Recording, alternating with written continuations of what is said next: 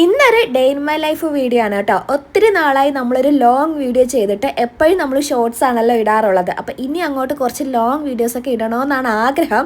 ഇപ്പം സമയം 9:45 കേട്ടോ.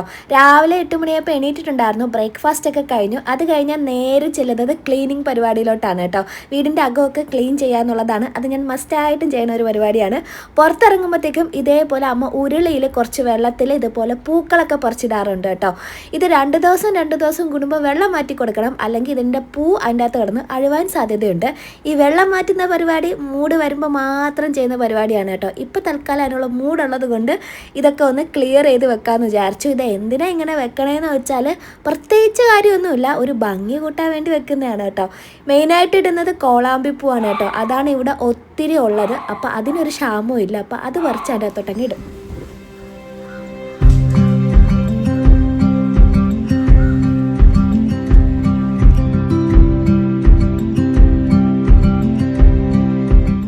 അമ്മയുടെ ഇന്നത്തെ മെയിൻ പരിപാടി എന്ന് പറയുന്നത് തേങ്ങ ആട്ടാൻ പോകാന്നുള്ളതാണ് കേട്ടോ. 2 ദിവസമൊക്കെ ആയിട്ട് ഇവിടെ മഴയാണ്. 2 കുറച്ച് ദിവസമായിട്ട് ഇവിടെ മഴയാണ്. അങ്ങനെ ഉള്ള വെയിലത്തൊക്കെ ഇട്ട് തേങ്ങയൊക്കെ ഉണക്കിയെടുത്ത് അമ്മ അങ്ങനെ മില്ലിൽ കൊണ്ടുപോയി കേട്ടോ. ഇവിടെ പുറത്തുനിന്ന് മേടിക്കുന്ന എണ്ണ അല്ല യൂസ് ചെയ്യണത്, ഇതുപോലെ ആട്ടിയെടുക്കുന്ന എണ്ണയാണ് കേട്ടോ യൂസ് ചെയ്യാറ്. അപ്പോഴത്തേക്കും ഞാൻ കുറച്ച് പേരൊക്കെ കട്ട് ചെയ്ത് കഴിച്ചിട്ടുണ്ടായിരുന്നു. 1 മണിക്കൂറിന് ശേഷം അമ്മ എണ്ണയൊക്കെ ആയിട്ട് തിരിച്ചു വന്നു. അതിൻ്റെ കൂട്ടത്തിൽ വന്നതാണ് കേട്ടോ ഈ പുണ്ണാക്കെന്ന് പറയുന്നത്. പണ്ട് എനിക്കിതിങ്ങനെ കൊണ്ടുവെക്കുമ്പോഴത്തേക്കും ഇതിൻ്റെ മണം അടിക്കുമ്പോഴത്തേക്കും കഴിക്കാൻ തോന്നുമായിരുന്നു കേട്ടോ. പണ്ടെന്ന് മാത്രമല്ല ഇപ്പോഴും തോന്നാറുണ്ട്. എവിടെ നീട്ടി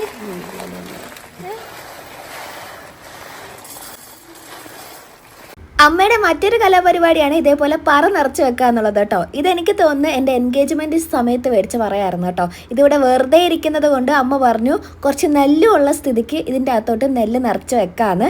നെല്ല് കുറച്ച് ദിവസമായിട്ട് ഇങ്ങനെ കുറച്ച് നാളായിട്ട് ഇങ്ങനെ കെട്ടി വെച്ചേക്കുന്നത് കൊണ്ട് ഞങ്ങൾ വിചാരിച്ചു അതൊന്ന് ഉണക്കിയിട്ട് അതിൻ്റെ അകത്തോട്ട് ഇടാമെന്ന്. ഇത്രയും ചെയ്തു വന്നപ്പോൾ തന്നെ സമയം 2 മണിയായിട്ടുണ്ടായിരുന്നു കേട്ടോ. ഉച്ചയ്ക്കത്തെ ലഞ്ച് കഴിക്കാമെന്ന് വിചാരിച്ചു. ഇന്നത്തെ കറി തോരനും മോരുകറിയും മീൻ കറിയും മീൻ വറുത്തതും ഒക്കെ ആയിരുന്നു കേട്ടോ. കുറേ നാൾ നമ്മൾ വെച്ച ഫുഡ് നമ്മൾ തന്നെ കഴിച്ചു മടുത്ത് വീട്ടിൽ വന്ന് കഴിക്കുമ്പോഴത്തേക്കും അത് സ്വർഗ്ഗമാണ് കേട്ടോ. കുറച്ച് കറികൾ മതി, പക്ഷെ ഭയങ്കര ടേസ്റ്റ് ആയിരിക്കും. ഫുഡൊക്കെ കഴിച്ചു വന്നപ്പോഴത്തേക്കും നെല്ലൊക്കെ വെയിലത്തിടന്ന് ഉണങ്ങി കിട്ടിയിട്ടുണ്ടായിരുന്നു കേട്ടോ. ഇനി നമുക്ക് അതിൻ്റെ അകത്തോട്ട് ഫില്ല് ചെയ്ത് വെക്കാം. നെല്ല് പറ നിറയ്ക്കുമ്പോഴത്തേക്കും ഇതേപോലെ കൂമ്പ പോലെ ആക്കി വേണം നിറയ്ക്കാൻ കേട്ടോ. അങ്ങനെയാണ് അമ്മ പറഞ്ഞത്. അങ്ങനെ അതുപോലെ ഞാൻ ചെയ്യുന്നുണ്ട്. ഇത് എന്തിനാണ് ചെയ്യണതെന്ന് വെച്ചാൽ പ്രത്യേകിച്ച് കാരണമൊന്നുമില്ല, എന്തായാലും ഇത് വെറുതെ ഇരിക്കുകയാണ് ഇവിടെ. അപ്പോൾ ഒരു ഭംഗി കൂട്ടാൻ വേണ്ടിയിട്ട് നമ്മുടെ സിറ്റ് ഔട്ടിൽ ഇതേപോലെ നിറച്ച് വെക്കും കേട്ടോ. 4 മണി ആയപ്പോഴത്തേക്കും ചായ കുടിക്കാമെന്ന് വിചാരിച്ചു. ഇന്ന് നമുക്ക് മെയിൻ ഒരു പരിപാടിയുണ്ട്, കൺമഷി ഉണ്ടാക്കാനായിട്ടൊരു പരിപാടിയുണ്ട് കേട്ടോ. അപ്പോൾ ചായ കുടിച്ചിട്ട് അതിലോട്ട് പോകാമെന്ന് വിചാരിച്ചു. കൺമഷി ഉണ്ടാക്കാനായിട്ട് ഇടിനിലാണ് വേണ്ടത്. പക്ഷേ ഇവിടുത്തെ ഇടിനിൽ എങ്ങോട്ട് പോയിന്ന് ഒരു പിടുത്തവും ഇല്ലാത്തത് കൊണ്ട് തൽക്കാലം നമ്മൾ കുമിഞ്ചാൻ പുകയ്ക്കണ ആ ഒരു സംഭവത്തിൻ്റെ അടിയിൽ ഇതുപോലെ കുഴി കാണും. അപ്പോൾ അതിൻ്റെ അകത്തിട്ട് കത്തിക്കാമെന്ന് വിചാരിച്ചിട്ടോ. വേറെ വഴിയില്ല, ഞാൻ കുറേ തപ്പിയിട്ടുണ്ടായിരുന്നു കേട്ടോ. കുറച്ച് പേർക്കെങ്കിലും ഇത് അറിയായിരിക്കും. ഞാനിത് ചെയ്യുന്നത് ബദാമിലാണ് കേട്ടോ. പല രീതിയിൽ ചെയ്യുന്ന ആൾക്കാരുണ്ട്. ഞവരയും തുളസിയും എല്ലാം പിഴിഞ്ഞ് അതിൻ്റെ നീരെടുത്തിട്ട് കോട്ടൺ തുണി അതിൽ മുക്കി അത് ഉണക്കി അത് തിരിയാക്കിയിട്ട് അതിൽ നിന്ന് കാജൽ ഉണ്ടാക്കുന്നവരുണ്ട്. ഞാനിപ്പോൾ തൽക്കാലം ബദാമിൽ ഉണ്ടാക്കാമെന്ന് വിചാരിച്ചു. ഇത് ഉണ്ടാക്കി കഴിഞ്ഞിട്ട് മറ്റേതും കൂടി ഒന്ന് ട്രൈ ചെയ്ത് നോക്കണമെന്നുണ്ട് കേട്ടോ. എന്തായാലും ബദാം ഞാനൊന്ന് നെയ്യിൽ മുക്കിയിട്ട് ഒരു 4-5 ബദാം എടുത്താൽ മതി. 5 വേണ്ട, 4 എടുത്താൽ മതി കേട്ടോ.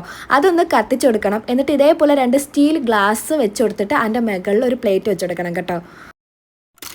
ഒരു 35-40 മിനിറ്റൊക്കെ കഴിഞ്ഞപ്പോഴത്തേക്കും ഞാൻ തുറന്നു നോക്കിയിട്ടുണ്ടായിരുന്നു കേട്ടോ. അപ്പോൾ ഇതേപോലെ കരി ഇങ്ങനെ പിടിച്ചിരിക്കും. ഈ ഒരു കരി വേണം നമുക്കിനി കൺമഷിയാക്കി മാറ്റാൻ കേട്ടോ. ബദാമൊക്കെ ഏകദേശം കത്തിയിട്ടുണ്ടായിരുന്നു.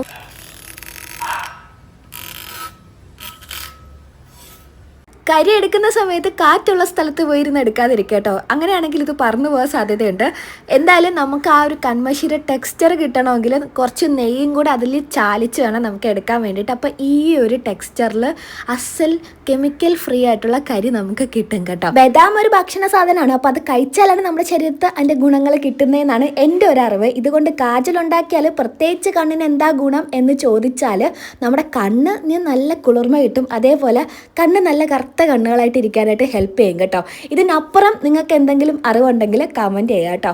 എന്തായാലും ഞാനിപ്പോൾ കുറച്ച് ഉണ്ടാക്കിയിട്ടുണ്ടായിരുന്നുള്ളൂ. അത് ഞാൻ ചെറിയൊരു ഡപ്പയിൽ സ്റ്റോർ ചെയ്ത് വെച്ചിട്ടുണ്ട്. അതുപോലെ ഇനി കുറച്ചും കൂടി ഉണ്ടാക്കണമെന്നാണ്. അത് ഞാൻ ഞവരയും തുളസിയൊക്കെ കൊണ്ട് ചെയ്യാമെന്നാണ് കേട്ടോ വിചാരിക്കുന്നത്. പിന്നെ എനിക്ക് തോന്നിയ ഒരു കാര്യം എന്ന് പറഞ്ഞാൽ ഇത് ലോങ് ലാസ്റ്റിംഗ് ആയിട്ട് എനിക്ക് തോന്നി കേട്ടോ. കാരണം വൈകുന്നേരം എഴുതിയ കരിയായിരുന്നു. ഞാൻ കിടക്കുന്ന സമയത്തും ഇതെൻ്റെ കണ്ണിൽ തന്നെ ഉണ്ടായിരുന്നു കേട്ടോ. മാനൊന്നും പോയിട്ടുണ്ടായിരുന്നില്ല.